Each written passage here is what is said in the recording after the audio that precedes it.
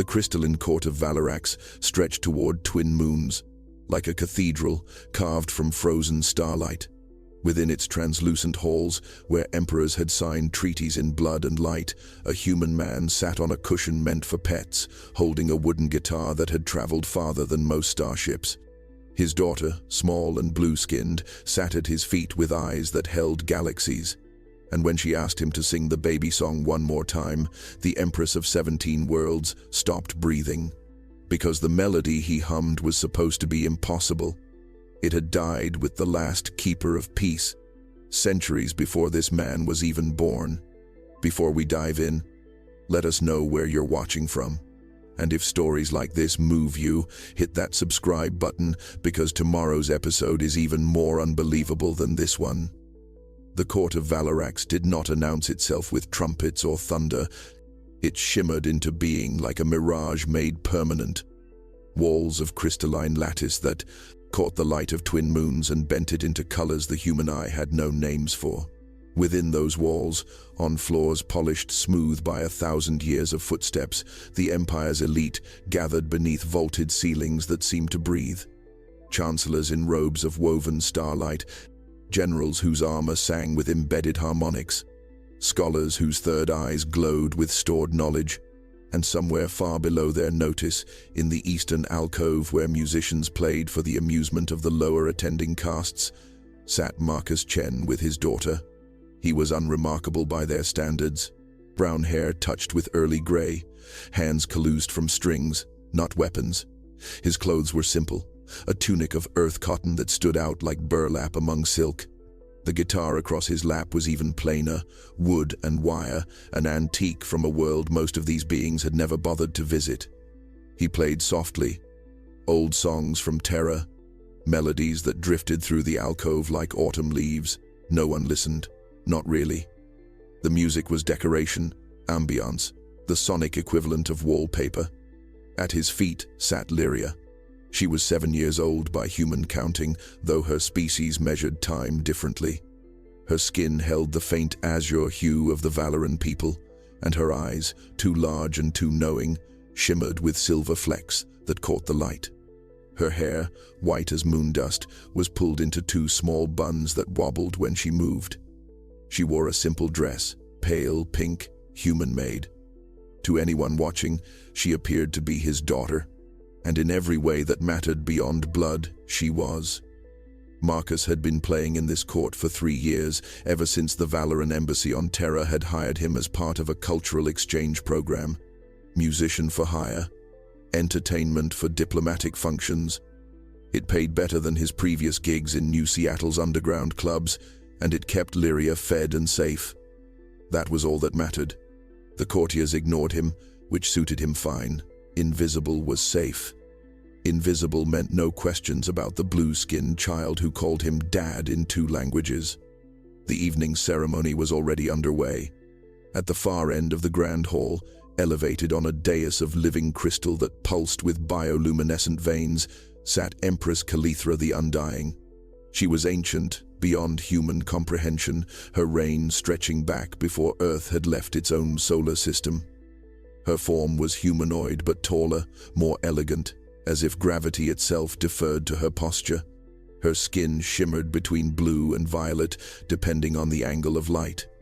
A crown of crystalline spikes grew directly from her skull, not worn but born. Her eyes were solid, silver, without pupils, reflecting everything and revealing nothing. She sat motionless as her High Chancellor droned through the evening's decrees, face betraying no emotion, despite the centuries she had endured these rituals. Marcus had seen her dozens of times from his alcove, but never up close. She existed, and in a different world, even though they shared the same room. Lyria tugged at his sleeve.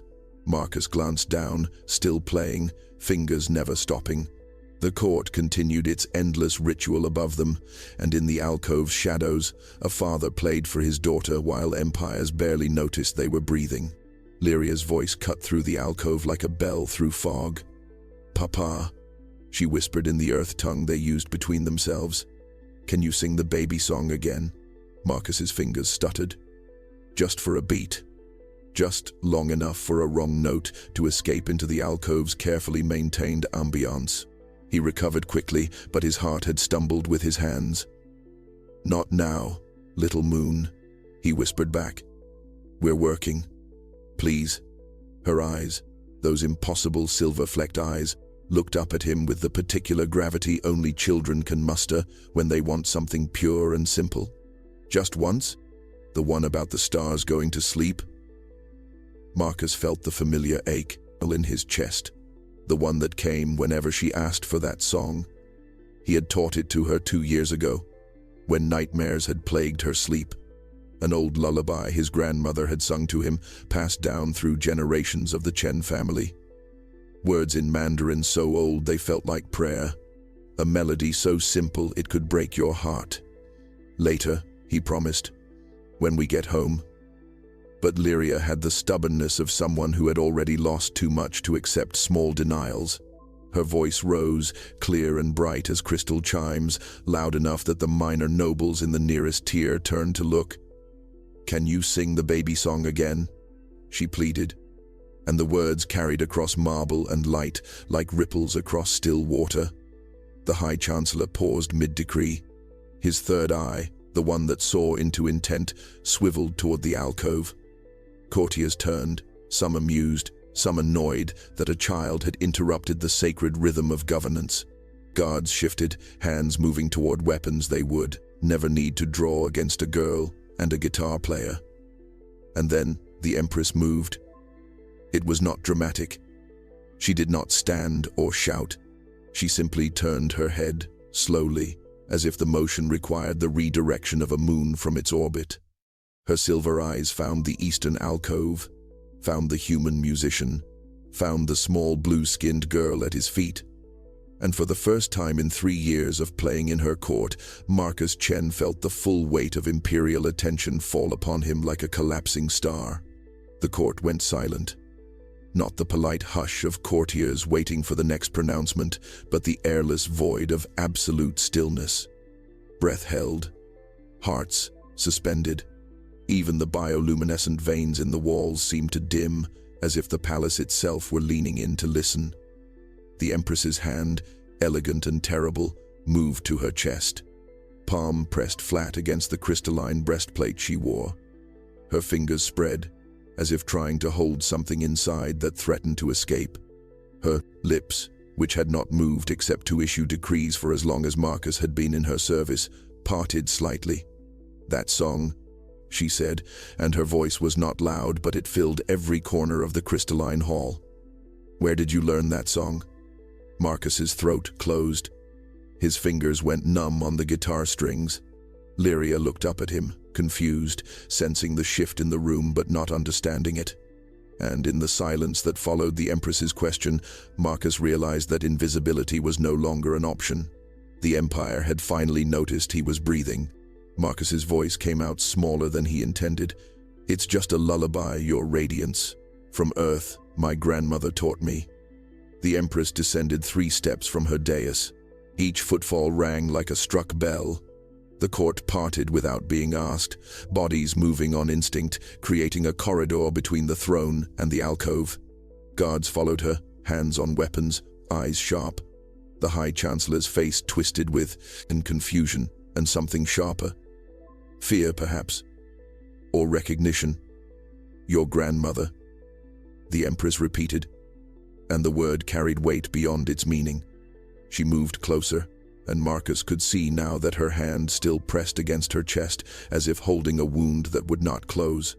"What was her name?" "Chen Mei Lin," Marcus said. His mouth was dry. "She died when I was 12. She used to sing to me every night before bed." The Empress stopped 3 paces from the alcove. Up close, she was even more alien, even more magnificent. Her skin held depths like ocean water. Her crown caught light and threw it back in fractured rainbows. But her eyes, those solid silver mirrors, held something Marcus recognized, despite the vast gulf between their species. "Grief. Sing it," the Empress commanded softly. "Sing the baby song." Marcus looked down at Lyria, who nodded encouragingly. His fingers found the strings. The melody came easily, worn smooth by repetition, by love, by all the nights he had used it to chase his daughter's nightmares away. He sang in Mandarin, the old dialect, the words his grandmother had sung in the small apartment in Beijing before the world had opened to the stars. Yue liang shui le, sing sing shui le, bao bao ye yao shui le. The moon sleeps, the stars sleep. Baby must sleep too. The Empress's hand moved from her chest to cover her mouth. A sound escaped her, something between a gasp and a sob. It was the first uncontrolled thing Marcus had ever seen her do. Around them, the court stood frozen, witnessing something they could not understand but knew was sacred. When Marcus finished, silence stretched like glass about to shatter. "That melody," the Empress said, and her voice trembled like a plucked string. "I heard it once, only once, 347 years ago, during the Great Silence, when the war had burned 17 worlds and left the void full of screaming. A human ambassador sang it to me in the ruins of the Peace Summit while my sister bled out in my arms." She lowered her hand. Her eyes, impossible to read, somehow conveyed an ocean of loss. Her name was Ambassador Chen Shufen. She died holding my sister's hand, singing that song so she would not die afraid. She promised me the melody would survive, that someone would remember, that peace had not died with her. The Empress looked at Marcus as if seeing a ghost made flesh. "You are her blood." Marcus's guitar slipped in his suddenly nerveless hands, and the Empire held its breath. The High Chancellor's voice cut through the moment like a blade through silk. "Impossible," he declared, stepping forward with robes billowing like storm clouds. His name was Voron, and he had served the Empress for 2 centuries, his loyalty measured in crushed rebellions and silenced dissent. The ambassador's line was extinguished. Records confirm it. This human spins tales to gain favor. Murmurs rippled through the court. Agreement, skepticism, the hunger for spectacle.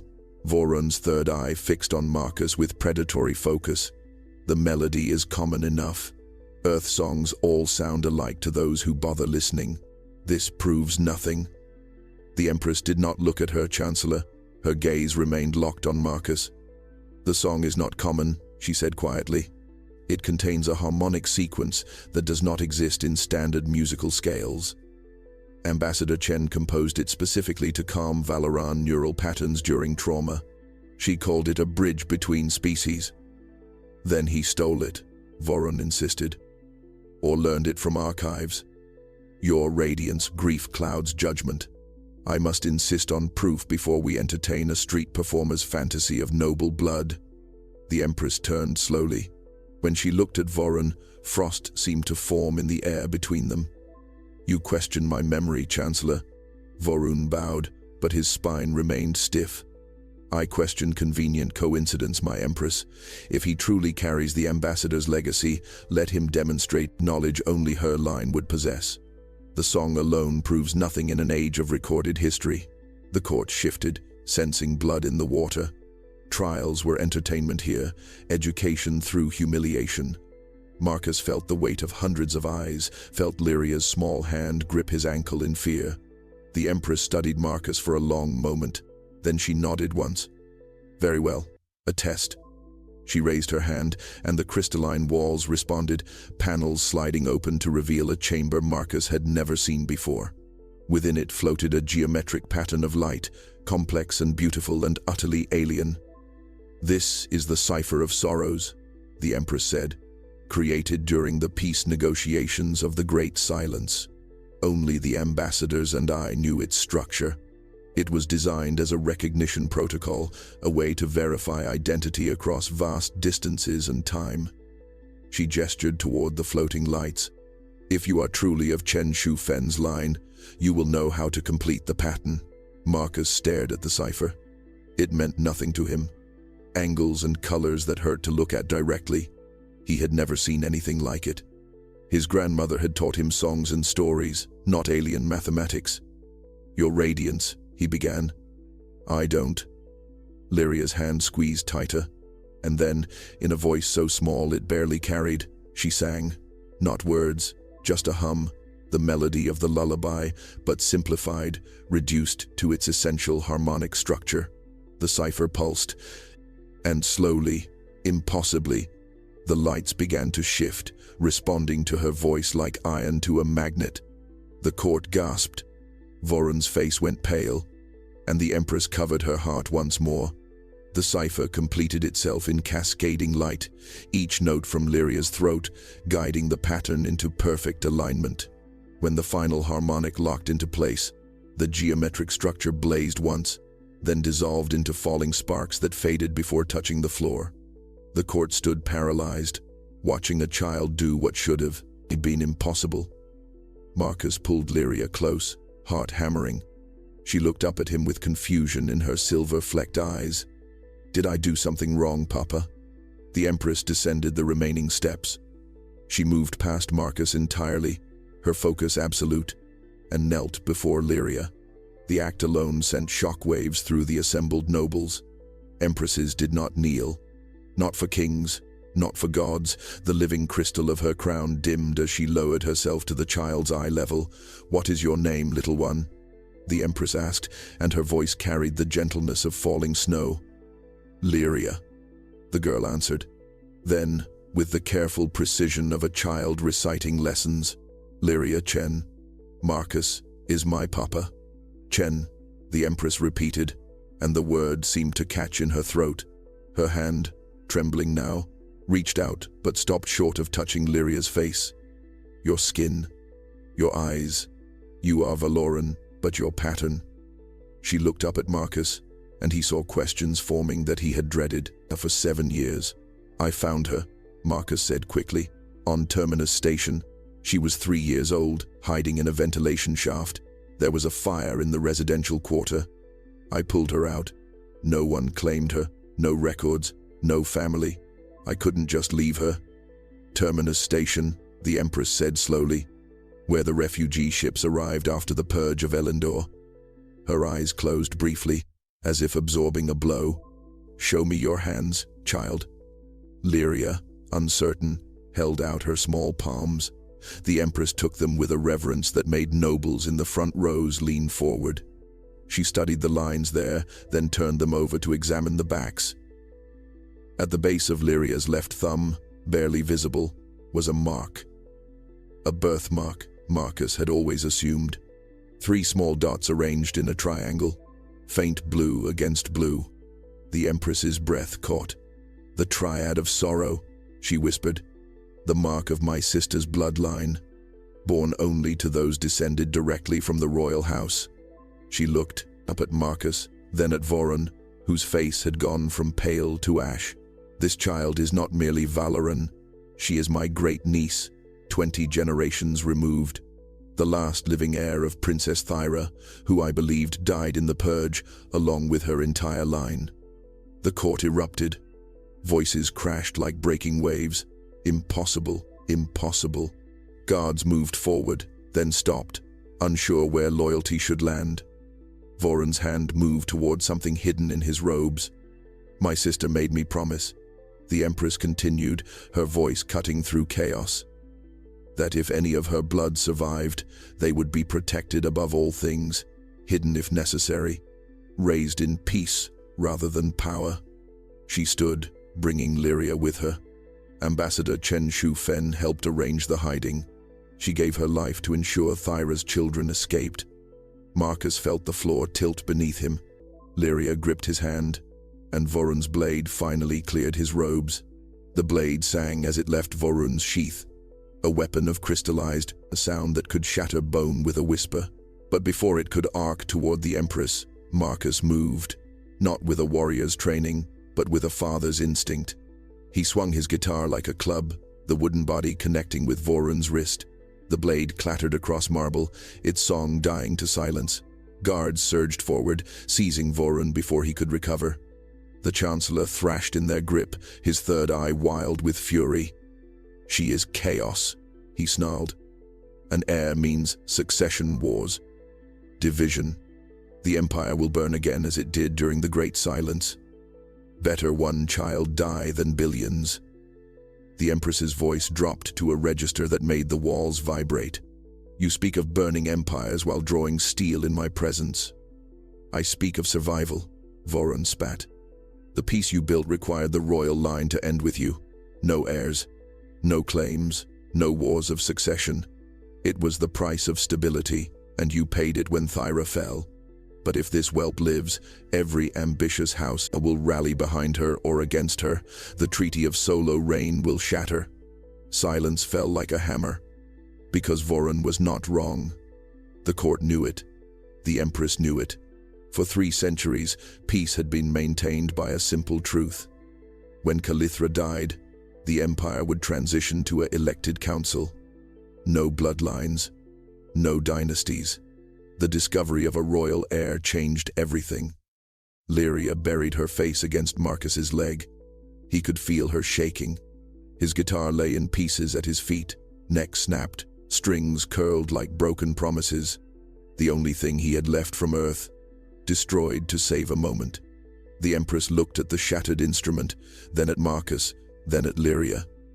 Something shifted in her ancient features. Not softening, clarifying. She knelt again, this time taking both Marcus and Lyria's hands in hers. "Sing with me," she said. Marcus blinked. "Your radiance, I don't." "The baby song. Sing it with me." No instruments, just voice.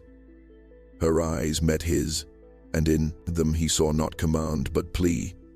"Trust me, as your ancestor trusted my sister," Marcus began, hesitant at first. "Yue liang shui le." The moon sleeps. His voice cracked on the second line, raw with fear and exhaustion. But then the Empress joined him, her voice finding harmonics his could not reach alone, notes that vibrated in registers human throats were never meant to access. The walls responded. The bioluminescent veins brightened, pulsing in rhythm with their song. And then Lyria, understanding without being told, added her child's voice to theirs. The 3 voices braided together, human and Valoran, old and young, earth and stars. The crystalline walls began to display images, not projections, memories. The palace itself was singing back, revealing what had been hidden in its foundations for 300 years, treaties written in light, oaths sworn in harmony. The peace protocols that had ended the Great Silence, encoded in sound, waiting for the right voices to awaken them. And Voron, still held by guards, saw his carefully maintained lies dissolving in song. The harmonics unlocked chambers within chambers, folders of light peeling back like layers of ancient skin. The images solidified into a scene 3 centuries old, a conference room lit by dying stars, walls scorched by weapons that had burned worlds. Around a table sat figures Marcus recognized from history fragments. Ambassador Chen Shufen, young and fierce, her diplomatic robes torn. Princess Thyra, the Empress's sister, bleeding from wounds that glowed with poison. And others, delegates from species now extinct or scattered. But there, in the corner of the memory, stood a younger Voron. His robes then were different, marked with the insignia of the War Council, not the Chancellor's seal. He was speaking to someone outside the frame, and though the memory held no sound beyond the song, his gestures were clear, sharp, urgent, conspiratorial. The Empress's voice faltered. The harmony wavered, but did not break. Marcus kept singing, and Lyria's voice strengthened, pulling the melody forward. The memory shifted, showing Voron leaving the peace summit early, his ship departing hours before the attack that had killed Ambassador Chen and nearly killed Princess Thyra. No, Voron snarled, struggling against the guards. Those records were sealed, destroyed. This is fabrication, manipulation of palace memory systems. But the walls kept singing truth. Another image bloomed. Voron meeting with the war faction leaders, accepting payment in rare metals, providing summit coordinates. The attack had not been random, it had been arranged, and Voron had been the one to arrange it, betting that without human mediation, the peace would collapse and the war would continue. War was profitable for those who knew how to trade in suffering. "You sold the summit location," the Empress said, her voice still locked in song but her words cutting through like razors. "You killed my sister's hope. You killed the ambassador. You tried to kill Thyra. I saved the Empire," Vorun shouted, and his third eye blazed with self-righteous fury. "The humans wanted to make us weak, dependent on their diplomacy, their songs, their soft philosophies. We are Valoran, we are conquerors. The Great Silence would have continued until we achieved total supremacy, as we were meant to. The Great Silence killed 17 worlds," the Empress said, and the song finally stopped. The images froze, hovering in the air like accusations made solid. It left the void screaming. "It nearly destroyed us all." Vorun laughed, bitter and broken. "And yet, here you stand, Empress of what remains, stronger for the culling. The weak were burned away. Only the worthy survived. That was always the point." He turned to the assembled court, voice rising. "You all know it. Peace made us soft. The Solo Reign Treaty was necessary to prevent succession wars, yes, but also to prevent the return of human influence. And now, this musician appears with a convenient air, and you would undo 3 centuries of strength for sentiment?" Several nobles shifted uncomfortably. Some nodded.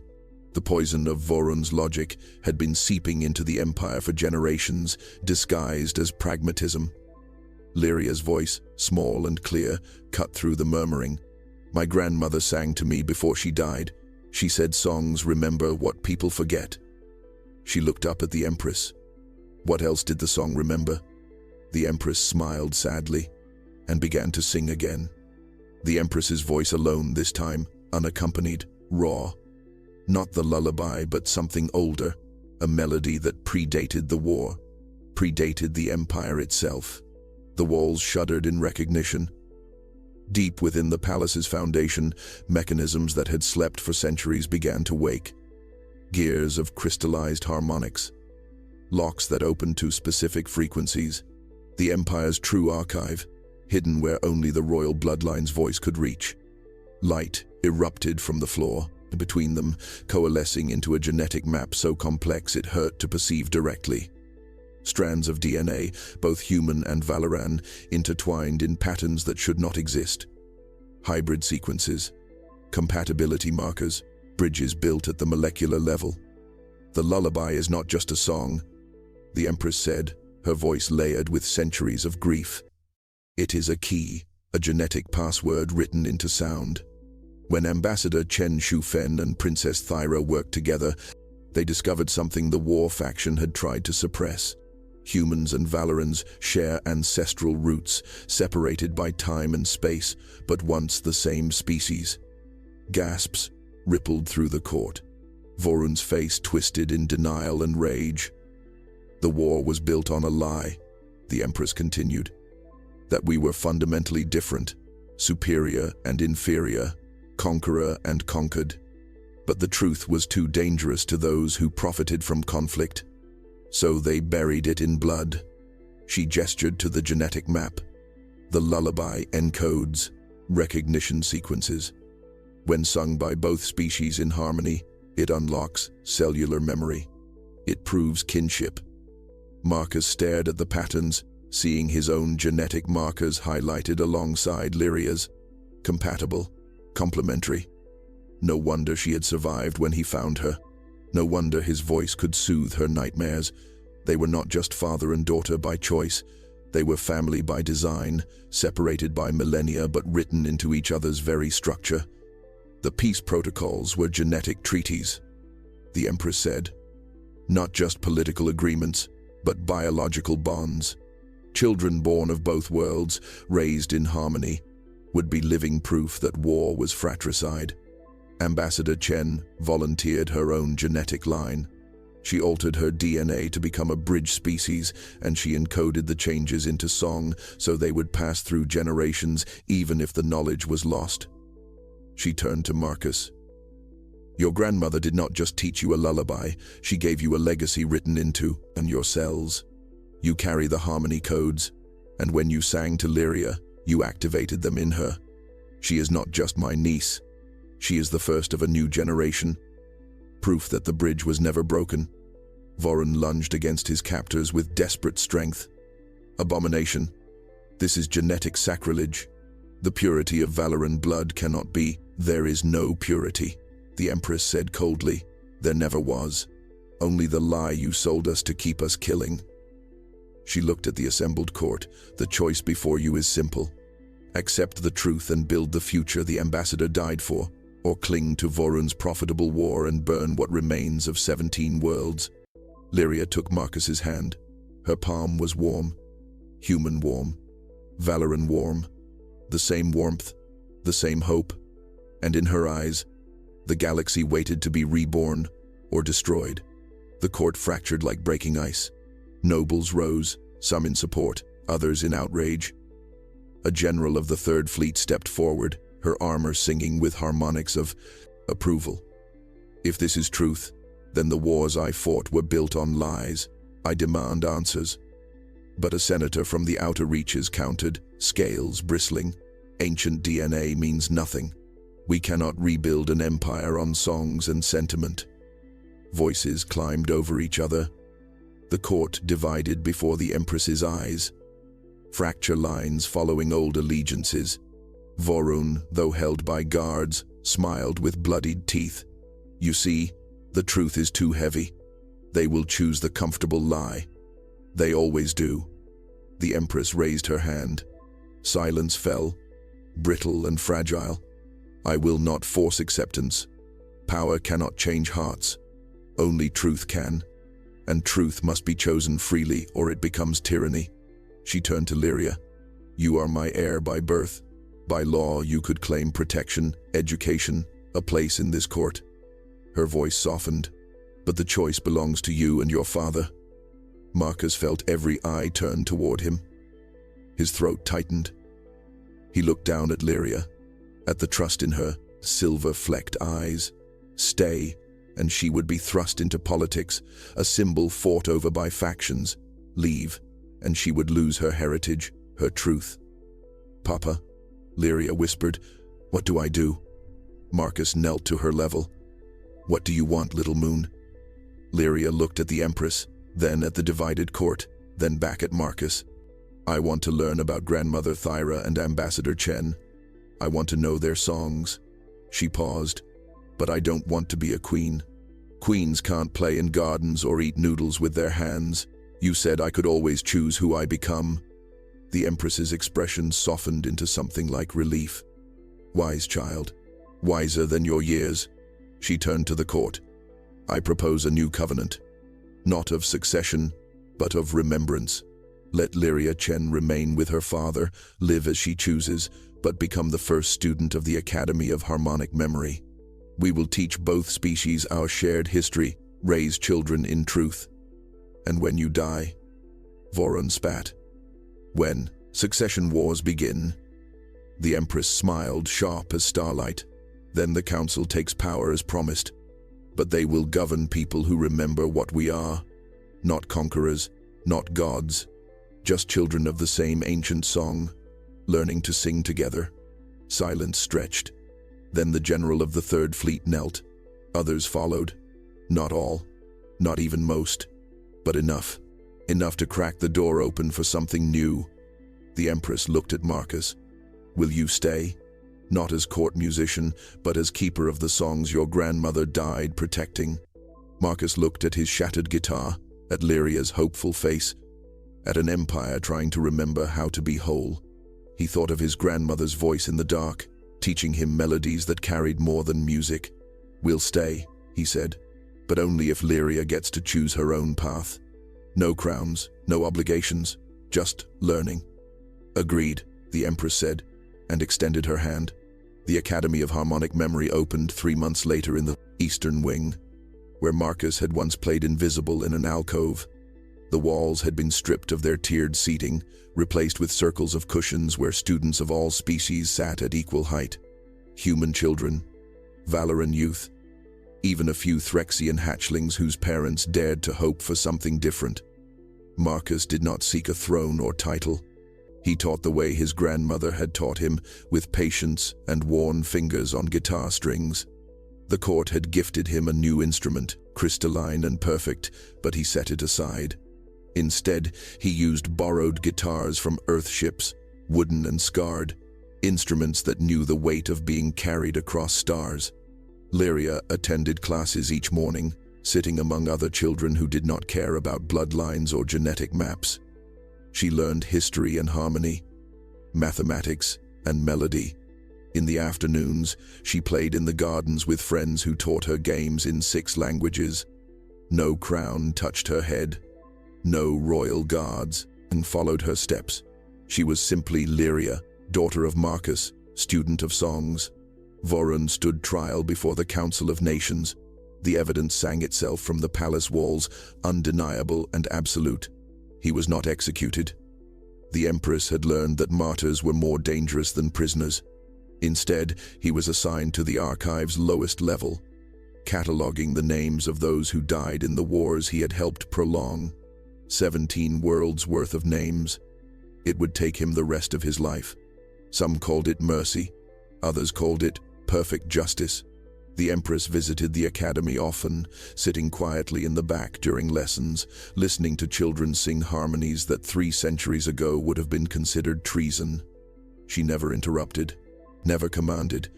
She simply witnessed the future taking root in soil she had thought salted beyond recovery. On the anniversary of Ambassador Chen Shufen's death, Marcus stood before the assembled students and sang the lullaby in full. Not just the melody Lyria knew, but all 7 verses his grandmother had taught him, each one a layer of history, each one a promise kept across generations. When he finished, the children joined him, their voices imperfect but earnest, human and alien alike, finding the spaces between notes where harmony lived.